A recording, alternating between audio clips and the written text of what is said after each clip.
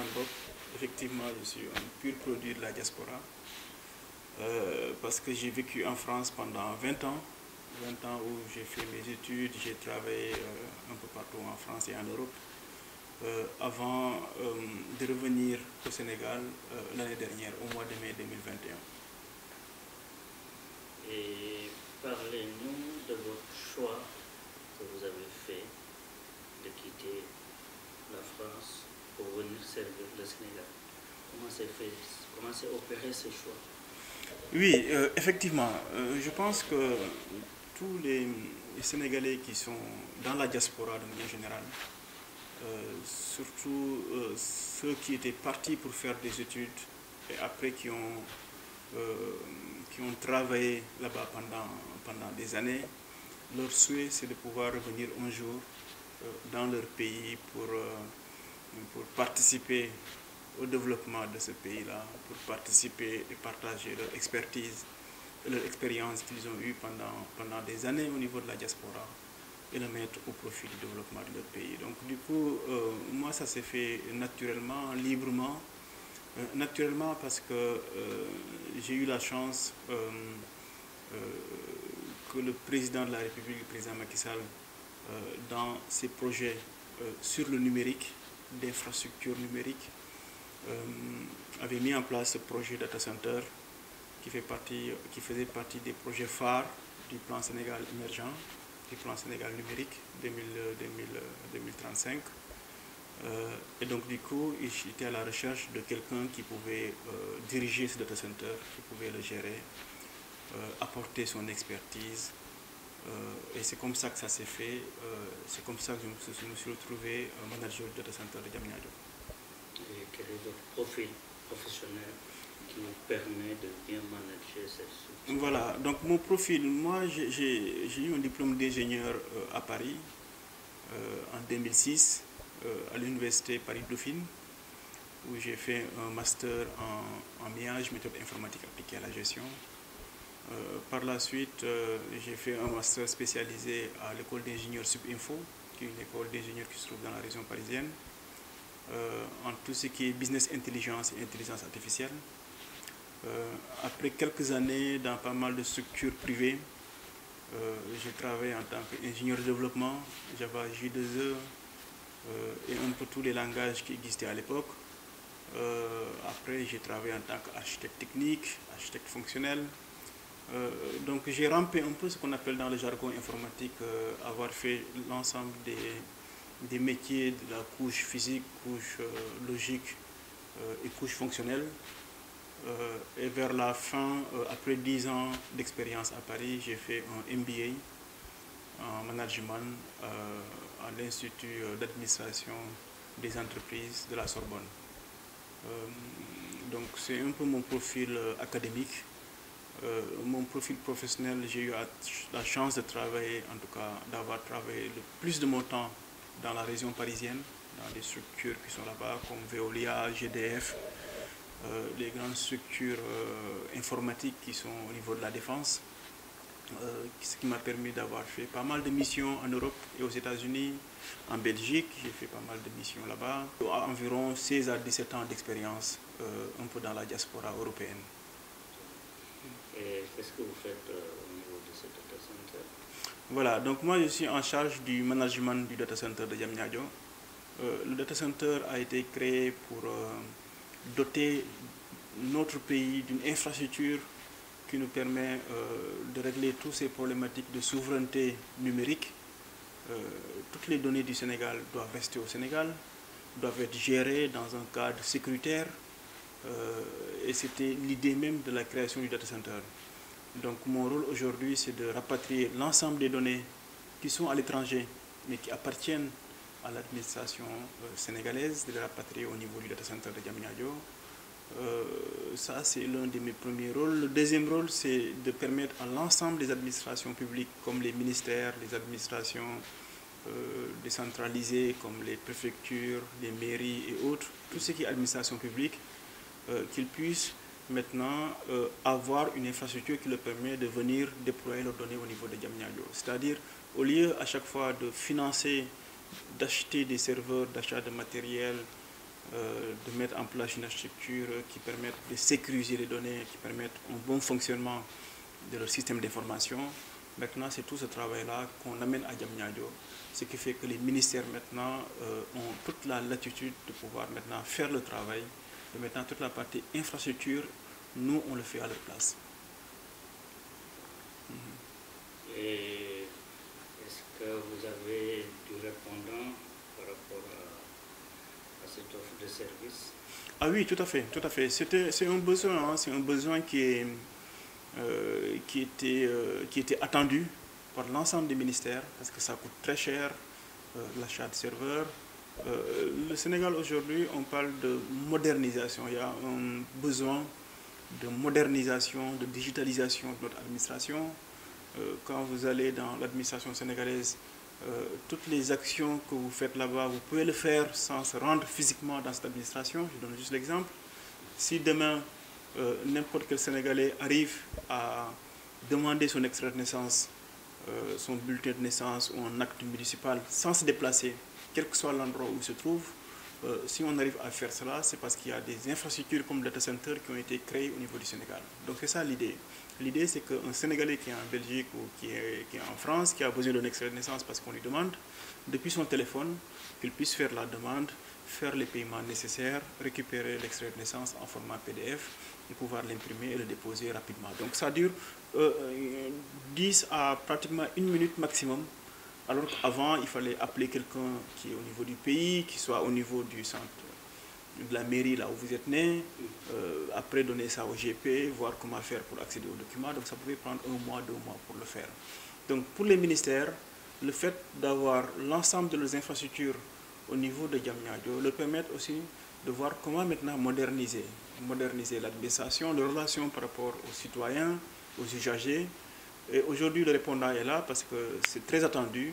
On a démarré depuis l'année dernière à migrer certaines administrations. Il nous reste encore beaucoup de travail à faire, mais on a bon espoir que d'ici quelques mois, on réussira cette mission-là que le président de la République nous a confiée. Et en perspective, est-ce que vous pouvez nous résumer un peu vos grands projets? Oui, on a de très grands projets, des projets côté dans toutes les administrations, à peu près dans tous les domaines. Sur le plan de la sécurité aujourd'hui, il y a un des très grands projets que je veux mettre en place, c'est-à-dire permettre aux agents de police et de la gendarmerie de pouvoir maintenant gérer tout le cycle de verbalisation et de contravention. Je m'explique.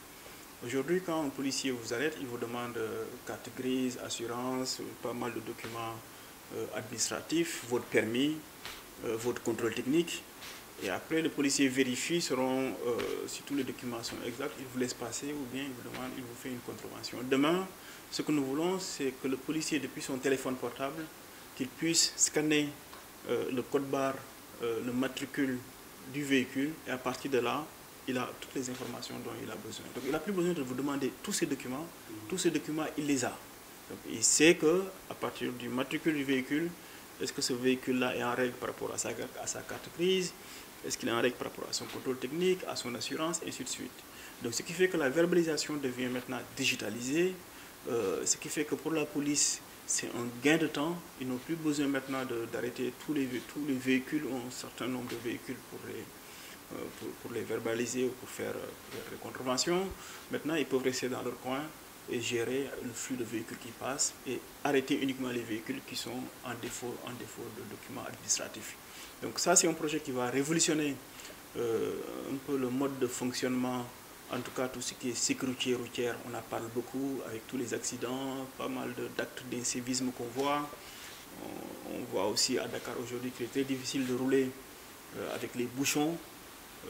Entre Dakar et la banlieue, vous risquez de faire 2 heures, 3 heures. Donc ce projet va venir aider considérablement, sera un levier qui permettra d'aider en tout cas ce pays sur ces aspects-là.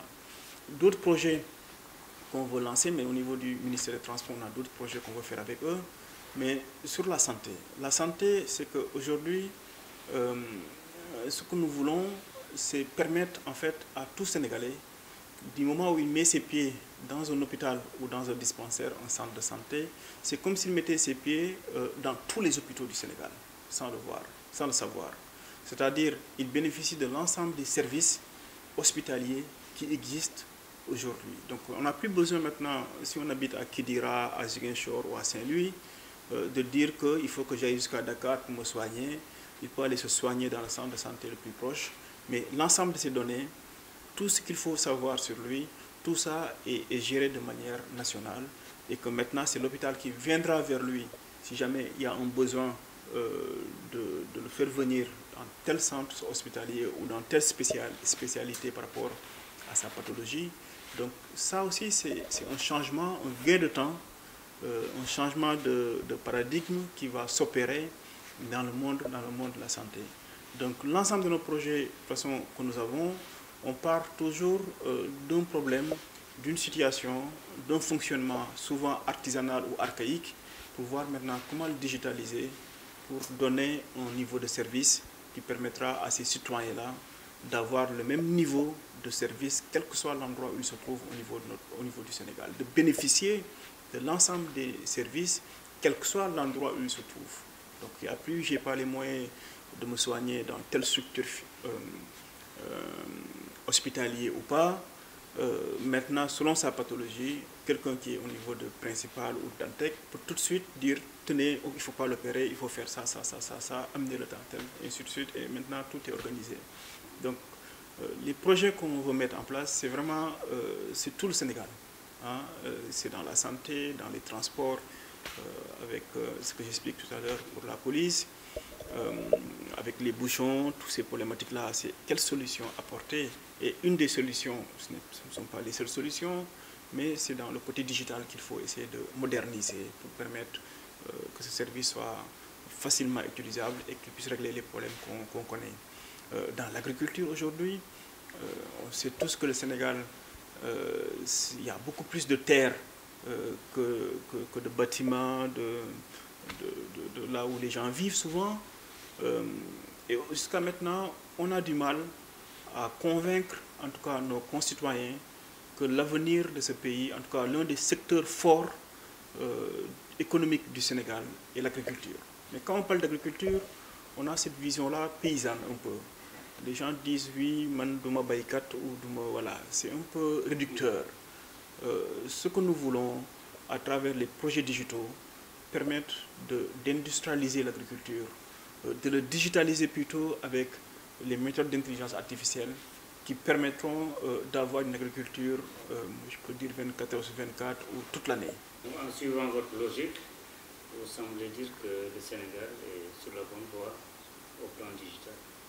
Ah oui, oui, quand on voit l'ensemble des investissements qui sont faits aujourd'hui, quand on voit le travail que l'ADIE a mené jusqu'à maintenant sur le déploiement de la fibre optique, qui sont en train actuellement de le déployer partout dans le Sénégal, on parle de plus de 6000 km de déploiement. Cela veut dire que dans n'importe quel endroit au Sénégal, l'idée c'est que l'État puisse déployer sa fibre pour permettre une bonne connectivité à ces habitants-là, puissent accéder aux services de base, l'Internet et autres, ce qui existe. Quand on voit l'investissement d'infrastructures comme le data center, qui est un exemple, parce que ce n'est pas le seul projet du président de la République. À côté, on a le parc technologique numérique, qui sont nos voisins, où il y a un deuxième data center qui est en cours de construction. Et à côté du data center, il y a pas mal d'infrastructures qui sont mises en place, qui vont permettre aux entreprises qui sont dans le secteur du numérique de pouvoir travailler dans un cadre très réglementé. Il y a pas mal de projets, tous les ministères sont en train de se digitaliser. Aujourd'hui, il y a quand même une voie qui est dessinée, qui est là, sur le numérique et qui fait que c'est un secteur qui est attractif. Il suffit juste de voir toutes ces écoles d'ingénieurs qui se créent au Sénégal, toutes ces écoles privées qui sont dans le numérique. Donc vraiment c'est un secteur d'avenir, c'est un secteur en tout cas que je conseille pas mal de personnes et l'idée c'est qu'on arrive à 100% d'emploi dans ce secteur-là. Voilà, parlons d'autre chose. On vous connaît aussi être actif dans le domaine social. Est-ce que vous social et développement. Est-ce que vous pouvez revenir sur vos actions et pourquoi vous avez investi ce secteur? Voilà, en fait, le Sénégal, quand on est ingénieur, on a passé plus de 15 ans en Europe et qu'on a fait le choix de revenir pour servir son pays dans un cadre de l'administration publique. C'est bien, mais des fois, ce qui nous manque, c'est qu'on ne profite pas de notre expérience et de ce qu'on a vécu, ce qu'on a vu un peu partout dans le monde, pour voir comment maintenant aider nos concitoyens là où on habite. Moi, j'habite à Guédiawaye, c'est pourquoi j'ai choisi cette ville pour mener mes actions de développement à travers des plateformes qu'on a mises en place. Le but de ces plateformes, c'est d'essayer de voir comment aider nos femmes, surtout qui sont le premier levier de développement. Ce sont nos femmes en général. Il suffit de se lever à 6 h du matin au Sénégal, peu importe à Dakar, et de voir quelles sont les personnes qu'on voit le matin, souvent. À 4 h du matin, on les voit déjà dans les voitures en train de courir pour aller chercher leurs marchandises ou pour aller au travail. Le deuxième levier, ce sont les jeunes. Le Sénégal, c'est un pays de jeunes. Plus de 70% de la population a moins de 40 ans. Et donc, du coup, j'ai jugé utile qu'avec ces deux types de population, il fallait échanger, mettre en place des politiques, leur montrer ce que c'est une politique de développement. Parce qu'on est dans un pays où, quand on parle de politique, les gens connaissent qu'une seule politique, c'est la politique qu'on connaît, hein, affiliée à un parti politique et puis soutenir telle ou telle personne. Mais on a tendance à oublier que au niveau de nos cités, au niveau de nos quartiers, ce dont ils ont besoin, ce n'est pas forcément cette offre politique qu'ils ont besoin. Ce qu'ils ont besoin, c'est quelqu'un qui leur montre comment faire pour continuer à vendre ce qu'ils vendent, comment faire pour avoir quoi payer son loyer, comment faire pour avoir une activité, comment passer d'une activité artisanale à un chef d'entreprise. L'idée, c'est d'en faire des chefs d'entreprise. Ils sont tous des entrepreneurs, mais ils ne le savent pas. Parce que le fait de vendre une table, de mettre une table, de vendre des produits, c'est ce qu'on connaît, hein, on le voit depuis qu'on est né. Mais avec cette activité-là, ils peuvent devenir de véritables chefs d'entreprise. Et mon rôle aujourd'hui, c'est de les accompagner dans un premier temps dans un cadre financier, c'est-à-dire on lève des projets, ce qu'on appelle un projet 100 000 francs. On pense qu'avec 100 000 francs, on peut quand même lancer un projet et démarrer. Si on a vraiment la conviction qu'on veut travailler, 100 000 francs, on peut dire que c'est peu ou c'est beaucoup, mais l'essentiel, c'est que c'est un départ pour pouvoir choisir une activité et de démarrer. Avec les femmes, on travaille comme ça.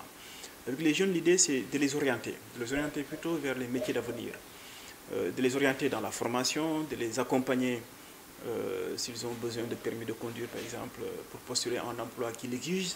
Nous, on prend en charge tout ce qui est nécessaire pour permettre de mettre ce candidat dans des meilleures dispositions de décrocher ce poste.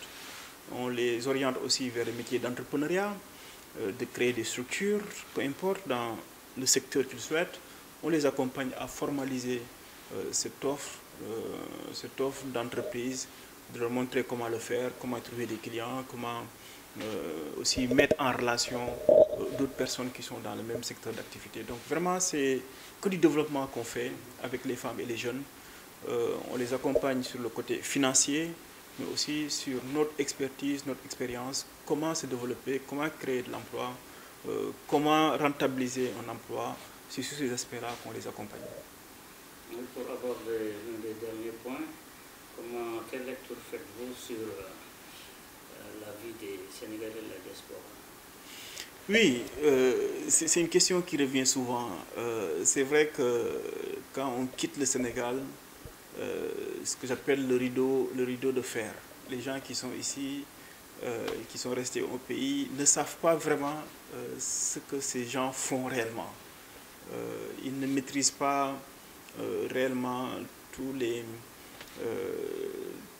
les, comment je peux l'appeler ainsi, les sacrifices, la dureté de la vie, le travail qu'ils apprennent, parce que aller dans un pays où on ne connaît rien, se rapproprier de ce pays-là, s'intégrer dans ce pays, décrocher un emploi, travailler ou créer son activité et prendre maintenant l'argent qu'on se fait un peu, si on peut l'appeler comme ça, pour soutenir la famille qui est ici, ça c'est le plus beau métier du monde. Donc moi c'est toujours un plaisir quand je parle avec les Sénégalais de la diaspora.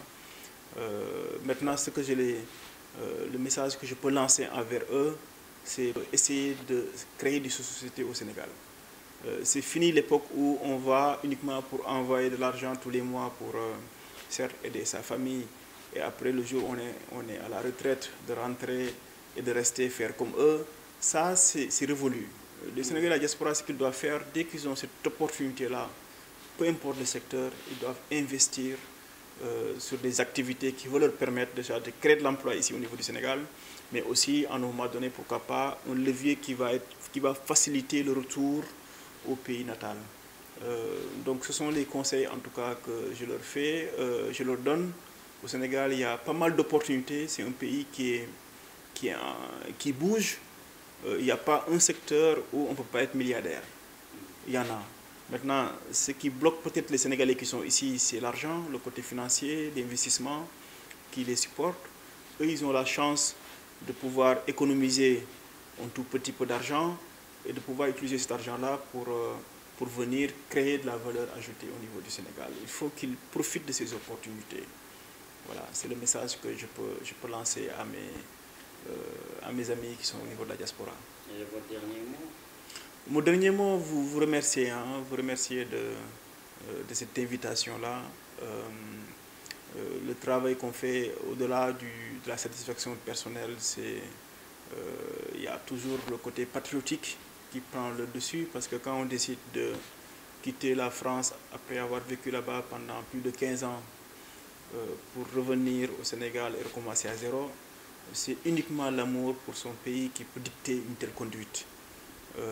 Donc j'encourage aussi mes jeunes frères qui sont en France, aux États-Unis, dans tous ces pays d'Europe, de suivre cet exemple-là.